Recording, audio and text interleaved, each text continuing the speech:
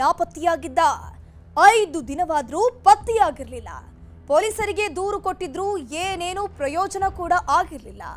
ಪೋಷಕರು ಮಗನಿಗಾಗಿ ಎಲ್ಲಾ ಕಡೆ ತಡಕಾಡಿದ್ರು. ಸಂಬಂಧಿಕರನ್ನೆಲ್ಲರನ್ನೂ ವಿಚಾರಿಸಿದ್ರು. ಆದ್ರೂ ಮಗ ಕಾಣೋಕ್ ಸಿಕ್ಕಿಲ್ಲ. ಕೊನೆಗೆ ಮಗ ಸಿಕ್ಕಿದ್ದು ಅದೊಂದು ಬೆಟ್ಟದ ಬುಡದಲ್ಲಿ, ಸುಟ್ಟು ಕರಕಲಾಗಿದ್ದ ಸ್ಥಿತಿಯಲ್ಲಿ. ಇಷ್ಟಕ್ಕೂ ಆ ಯುವಕನನ್ನ ಬೆಟ್ಟದ ಬುಡದಲ್ಲಿ ಕೊಂದಿದ್ಯಾರು? ಆ 5 ದಿನ ಎಷ್ಟು ನರಕ ತೋರಿಸಿ ಕೊಂದಿದ್ರು ಅನ್ನೋ ರೋಚಕ ಕಹಾನಿ ಇಲ್ಲಿದೆ ನೋಡಿ.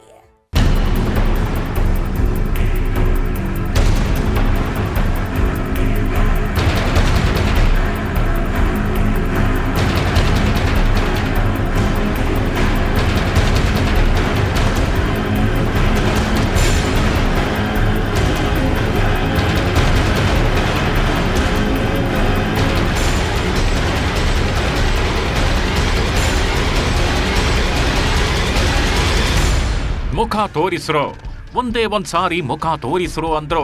ಇವರಿಬ್ಬರು ತೋರಿಸಲ್ಲ. ಒಬ್ಬ ತಲೆಗೆ ಟೋಪಿ ಹಾಕೊಂಡು ಮಂಗನಂತೆ ತಪ್ಪಿಸ್ಕೊಂಡು ಹೋದ್ರೆ, ಇನ್ನೊಬ್ಬ ಮೂತಿ ಮೇಲೆ ಅಂಗೈ ಇಟ್ಕೊಂಡು ಅದೊಂದು ಮನೆ ಒಳಗೆ ಹೋಗ್ತಾನೆ. ಆ ಮನೆಗೆ ಪೊಲೀಸರು ಕೂಡ ಎಂಟ್ರಿ ಕೊಟ್ಟಿದ್ರು. ಇಂಚಿಂಚು ಮಾಹಿತಿ ಪಡ್ಕೊಂಡು ಕ್ರಿಮಿನಲ್ಗಳನ್ನ ಜೀಪ್ ಹತ್ತಿಸ್ಕೊಂಡು ಕರ್ಕೊಂಡು ಹೋಗ್ತಾರೆ.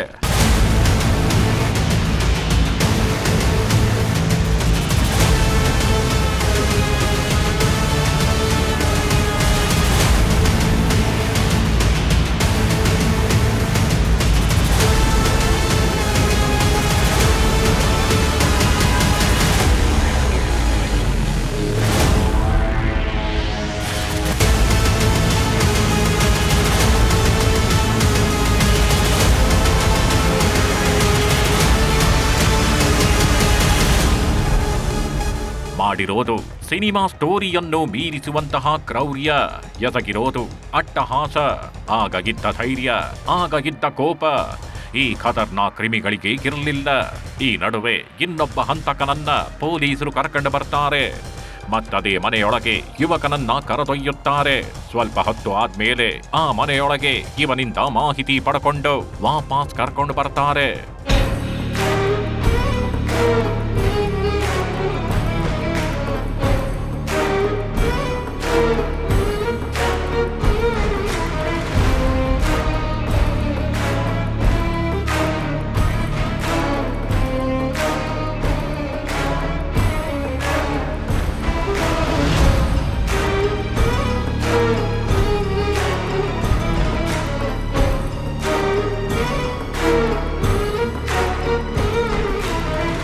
ಚೇತನ್, ಸತೀಶ್, ಉಮರ್ ಹಾಗೂ ವಿಜಯ್ ನಾಯರ್ ಈ ಸ್ಟೋರಿಯಲ್ಲಿರೋದು ಈ 4 ಮಾತ್ರ. ಆದರೆ ಇನ್ನು ಖತರ್ನಾಕ್ ಕೇಡಿಗಳು ಇದ್ದಾರೆ. ಹೆಸರು ಶಶಾಂಕ್, ಕಿರಣ್, ಅಭಿ, ಜೀವನ್, ಪ್ರಜ್ವಲ್ ಹಾಗೂ ಪೃಥ್ವಿಕ್ ಅಂತ. ಹಾಸನ ಜಿಲ್ಲೆ ಅರಸೀಕೆರೆ ತಾಲೂಕಿನ ಗಂಡಸಿ ಹೋಬಳಿಯ ಕಾಡಯ್ಯನ ಕೊಪ್ಪಲು ಗ್ರಾಮದ ನಿವಾಸಿಗಳಾಗಿರೋ ಈ ಕ್ರೂರಿಗಳು ಅದೊಬ್ಬನನ್ನ ಅತಿ ಭಯಾನಕವಾಗಿ ಕೊಂದಿದ್ದಾರೆ. ಚಿತ್ರಹಿಂಸೆ ಕೊಟ್ಟು ಕೊಟ್ಟು ಸಾಯಿಸಿದ್ದಾರೆ. ಇದೇ ಮನೆಯಲ್ಲಿ 3 ದಿನ ನರಕವನ್ನ ತೋರಿಸಿ ಕೊಂದು ಮುಗಿಸಿದ್ದಾರೆ. ಈ ಎಲ್ಲ ರಾಕ್ಷಸರ ಕೈನಲ್ಲಿ ಸಿಲುಕಿ ಕೊಲೆಯಾಗಿ ಹೋಗಿರೋ ಬಾಳಿ ಬದುಕಬೇಕಿದ್ದ ಆ ಯುವಕ ಈತನೇ ನೋಡಿ.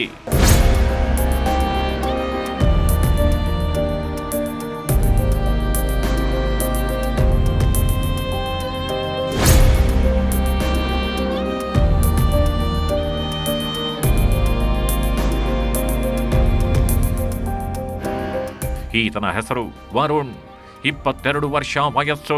ಹಾಸನ ಜಿಲ್ಲೆ ಅರಸೀಕೆರೆ ತಾಲೂಕಿನ ಗಂಡಸಿ ಹೋಬಳಿಯ ಕಾಡಾಯನ ಕೊಪ್ಪಲು ಗ್ರಾಮದ ನಿವಾಸಿ. ಹೊಟ್ಟೆ ಪಾಡಿಗಾಗಿ ಅಂತ ಬೆಂಗಳೂರಲ್ಲಿ ಡೆಲಿವರಿ ಬಾಯ್ ಆಗಿ ಕೆಲಸ ಮಾಡ್ತಿದ್ದವನು. ಆಗಾಗ ಗ್ರಾಮಕ್ಕೆ ಬಂದು ಬೆಂಗಳೂರಿಗೆ ವಾಪಸ್ ಆಗ್ತಿದ್ದ. ಹೀಗೆ ಕಳೆದ ಮಾರ್ಚ್ 10ನೇ ತಾರೀಕು ಬೆಂಗಳೂರಿನಿಂದ ತನ್ನ ಗ್ರಾಮಕ್ಕೆ ಬಂದಿದ್ದ ಈ ವರುಣ್ 5 ದಿನಗಳ ಬಳಿಕ ಮತ್ತೆ ಕಾಣಿಸೋದು ಹೆಣವಾಗಿ. ಅರಸೀಕೆರೆ ತಾಲೂಕಿನ ಜೇನುಕಲ್ ಸಿದ್ದೇಶ್ವರ ಬೆಟ್ಟದ ಸಮೀಪದ ಬುಡದಲ್ಲಿ ಸುಟ್ಟ ಸ್ಥಿತಿಯಲ್ಲಿ ಪತ್ತೆಯಾಗಿದ್ದ. 10th ಮಾರ್ಚ್ ಅವರು ಲಾಸ್ಟ್ ಅವ್ರ ತಾಯಿ ಜೊತೆ ಮಾತಾಡ್ತಾರೆ. 10th ಮಾರ್ಚ್ ಅವ್ರ ತಾಯಿ ಬ್ಯಾಂಗ್ಳೂರ್ ವಾಪಸ್ ಹೋಗ್ತಾರೆ. ಅವ್ರ ತಾಯಿಗೆ ಹೇಳ್ತಾರೆ, ನಾನು ಬೈಕ್ ರಿಪೇರ್ ಮಾಡಿಕೊಂಡು ಬರ್ತೀನಿ. ಅದಾದ ನಂತರ ತಾಯಿ ಜೊತೆ ಯಾವುದೇ ಸಂಪರ್ಕ ಇರಲಿಲ್ಲ.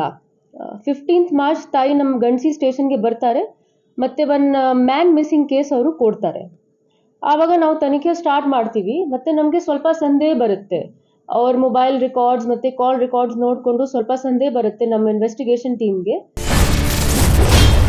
ಸ್ನೇಹಿತನ ಸಹವಾಸ ನರಕ ನೋಡಿ ಸತ್ತ. ಮನೆಯಲ್ಲಿ ಕೂಡ್ ಹಾಕಿ ಚಿತ್ರಹಿಂಸೆ ಕೊಟ್ಟು ಕೊಂದೇ ಬಿಟ್ರು. ಬೆಂಗಳೂರಲ್ಲಿ ಕೆಲಸ ಮಾಡಿಕೊಂಡಿದ್ದಾಗಿ ವರುಣ್ ಹಾಸನದ ಶಶಾಂಕ್ ಎಂಬಾತನ ಸ್ನೇಹ ಬೆಳೆಸಿದ್ದ. ಆ ಸ್ನೇಹದಿಂದ ವರುಣ್ ಗಾಂಜಾಗೆ ಅಡಿಕ್ಟ್ ಆಗಿದ್ದ. ಶಶಾಂಕ್ ಕೂಡ ಗಾಂಜಾ ಗಿರಾಕಿಯಾಗಿದ್ದ. ಹೀಗಾಗಿ ಇಬ್ಬರು ಗಾಂಜಾ ಸ್ನೇಹಿತರಾಗಿದ್ರು. ಇಬ್ಬರ ಮಧ್ಯೆ ಹಣದ ವ್ಯವಹಾರನೂ ನಡೆದಿತ್ತು. ಅದು ಕೂಡ ಕೇವಲ 7,000 ರೂಪಾಯಿ. ಆ 7,000 ರೂಪಾಯಿ ಹಣಕ್ಕಾಗಿ ವರುಣ್ ಹಾಗೂ ಶಶಾಂಕ್ ನಡುವೆ ಕಿರಿಕಾಗತ್ತೆ. ಹಲವು ಬಾರಿ ವರುಣ್ನನ್ನ ಹಣ ಕೊಡುವಂತೆ ಕೇಳಿದ್ರು ಕೊಟ್ಟಿರ್ಲಿಲ್ವಂತೆ. ಇದರಿಂದ ತಲೆ ಕೆಡಿಸ್ಕೊಂಡಿದ್ದ ನಶೆ ಪಿಶಾಚಿ ಶಶಾಂಕ್ ತನ್ನ ಪಟಾಲಮ್ಮಾದ ಸತೀಶ, ಕಿರಣ್, ಅಭಿ, ಜೀವನ್, ಚೇತನ್, ಪ್ರಜ್ವಲ್, ಪೃಥ್ವಿಗೆ ಪುಲಾವ್ ಕೊಟ್ಟಿದ್ದ. ನಂತರ ಎಲ್ಲರೂ ಸೇರ್ಕೊಂಡು ಮಾರ್ಚ್ 10ರಂದು ವರುಣ್ ಹಾಗೂ ಲೋಹಿತ್ ಎಂಬಾತನನ್ನ ಬಲವಂತವಾಗಿ ಕರೆತಂದು ದೊಡ್ಡ ಹೋಬಳಿಯ ಹಂಗರಹಳ್ಳಿ ಗ್ರಾಮದಲ್ಲಿ ಕಿರಣ್ ಮನೆಯಲ್ಲಿ ಕೂಡಿ ಹಾಕಿದ್ರು. ಆಕ್ಚುಲಿ ಅವರು ಫ್ರೆಂಡ್ಸೇ ಇದ್ರು, ಟಚ್ ಅಲ್ಲಿ ಇದ್ರು. ಬಟ್ ಒಬ್ರು ಆರೋಪಿ A1 ಶಶಾಂಕ್ ಅಂತ, ಅವರಿಗೆ ಅವರು 7,000 rupees ಟ್ರಾನ್ಸ್ಫರ್ ಮಾಡ್ತಾರೆ.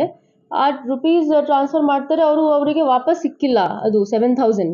ಸೊ ಆಸ್ ಆಫ್ ನಾವು ನಮಗೆ ತನಿಖಾ ಥ್ರೂ ಏನು ನಮಗೆ ಆಸ್ ಆಫ್ ನಾವು ಸಿಕ್ಕಿದೆ ಅದರ ಪ್ರಕಾರ ಇದು ಫೈನಾನ್ಷಿಯಲ್ ಮೇಜರ್ ಇಶ್ಯೂ ಇತ್ತು.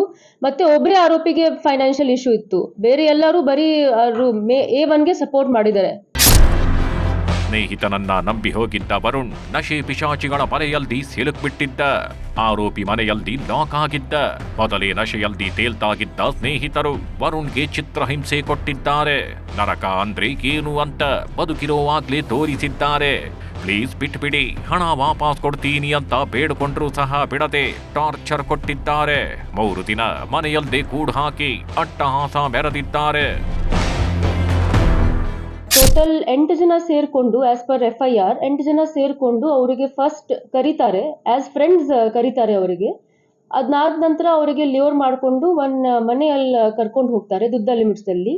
ಅಲ್ಲಿ 8 ಜನ ಬೇಸಿಕಲಿ ಹಣಕಾಸಿನ ವಿಚಾರ ಬಗ್ಗೆ ಇಶ್ಯೂ ಇತ್ತು. ಆ ವಿಚಾರ ಮೇಲೆ ಇವರಿಗೆ ಹೊಡಿತಾರೆ ಪೂರ್ತಿ ರಾತ್ರಿ. 10th ಪೂರ್ತಿ ರಾತ್ರಿ ಹೊಡಿತಾರೆ, 11th ಫುಲ್ ಡೇ ಹೊಡಿತಾರೆ. ಮತ್ತೆ 12th ಮಾರ್ಚ್ ಅವರು ಡೆತ್ ಆಗ್ತಾರೆ. ಇತ್ತ ವರುಣ್ ಪೋಷಕರು ಮಗ ಕಾಣಿಸ್ತಿಲ್ಲ ಅಂತ ಗಂಡಸಿ ಪೊಲೀಸ್ ಠಾಣೆಯಲ್ಲಿ ದೂರು ನೀಡಿದ್ರು. ಮಗನನ್ನ ಹುಡುಕೊಡಿ ಅಂತ ಬೇಡಿಕೊಂಡಿದ್ರು. ಈ ವೇಳೆ ಪೊಲೀಸರು ಸ್ವಲ್ಪ ಅಲರ್ಟ್ ಆಗಿ ವರುಣ್ನ ಕಾಲ್ ಡೀಟೇಲ್ ಚೆಕ್ ಮಾಡಿದ್ದಿದ್ರೆ ವರುಣ್ ಜೀವಂತವಾಗಿ ಇರ್ತಿದ್ದ. ಬದಲಿಗೆ ವರುಣ್ಗಾಗಿ ಹುಡುಕಾಟದಲ್ಲಿದ್ರು. ಇಷ್ಟೆಲ್ಲ ವರುಣ್ಗಾಗಿ ಪೊಲೀಸರು ತಡಕಾಡ್ತಿರೋವಾಗ್ಲೇ ವರುಣ್ ಜೊತೆ ಬಂಧಿಯಾಗಿದ್ದ ಲೋಹಿತ್ ಎಂಬಾತ ಆ ಗುಂಪಿನಿಂದ ತಪ್ಪಿಸಿಕೊಂಡಿದ್ದ. ಇದರಿಂದ ಕಿರಾತಕರು ಎಚ್ಚೆತ್ತುಕೊಂಡಿದ್ದಾರೆ. ಆತ ಎಲ್ಲರಿಗೂ ವಿಷಯ ತಿಳಿಸ್ತಾನೆ ಅಂತ ವರುಣ್ನನ್ನ ಕಿರಣ್ ಮನೆಯಿಂದ ಹಾಸನದ ಶಶಾಂಕ್ ಮನೆಗೆ ಶಿಫ್ಟ್ ಮಾಡಿದ್ರು. ಅಲ್ಲಿಯೂ ವರುಣ್ಗೆ ಚಿತ್ರಹಿಂಸೆ ಕೊಟ್ಟಿದ್ದಾರೆ. ಇವರು ಕೊಟ್ಟ ಚಿತ್ರಹಿಂಸೆಯಿಂದ ವರುಣ್ ಸಾವಿನ ಮನೆ ಸೇರಿದ್ದ. ಇದರಿಂದ ವರುಣ್ನನ್ನ ಅರಸೀಕೆರೆ ತಾಲೂಕಿನ ಜೇನುಕಲ್ ಸಿದ್ದೇಶ್ವರ ಬೆಟ್ಟದ ಸಮೀಪ ಎತ್ಕೊಂಡು ಬಂದು ಸುಟ್ಟು ಹಾಕಿ ಎಲ್ಲರೂ ಎಸ್ಕೇಪ್ ಆಗಿದ್ರು.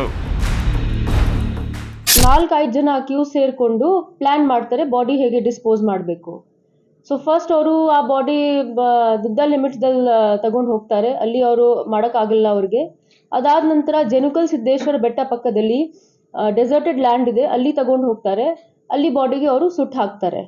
ಮತ್ತೆ till the body is completely burned ಅಲ್ಲೇ ಇರ್ತಾರೆ ಅವರು. ಆದ್ರೆ ತನಿಖೆ ನಡೆಸಿ ಕ್ರಿಮಿನಲ್ಗಳ ಜಾಲ ಭೇದಿಸಿದ್ದ ಪೊಲೀಸರು ಹಂತಕರನ್ನ ಬಂಧಿಸೋ ಕೆಲಸಕ್ಕೆ ಇಳಿತಾರೆ. ಫೋನ್ ಕಾಲ್ ಟ್ರೇಸ್ ಮಾಡ್ತಾ ಒಬ್ಬೊಬ್ಬರನ್ನೇ ಬಂಧಿಸ್ತಾ ಹೋಗ್ತಾರೆ. ಈ ವೇಳೆ ಪೊಲೀಸರಿಗೆ ಮಾರ್ಚ್ 15ರಂದು ವರುಣ್ನ ಮೃತದೇಹ ಸಿಗತ್ತೆ. ಕ್ರಿಮಿಗಳು ಹಣಕ್ಕಾಗಿ ಟಾರ್ಚರ್ ಕೊಟ್ಟು ಕೊಂದ್ವಿ ಅಂತ ಸತ್ಯ ಒಪ್ಪಿಕೊಂಡಿದ್ದಾರೆ.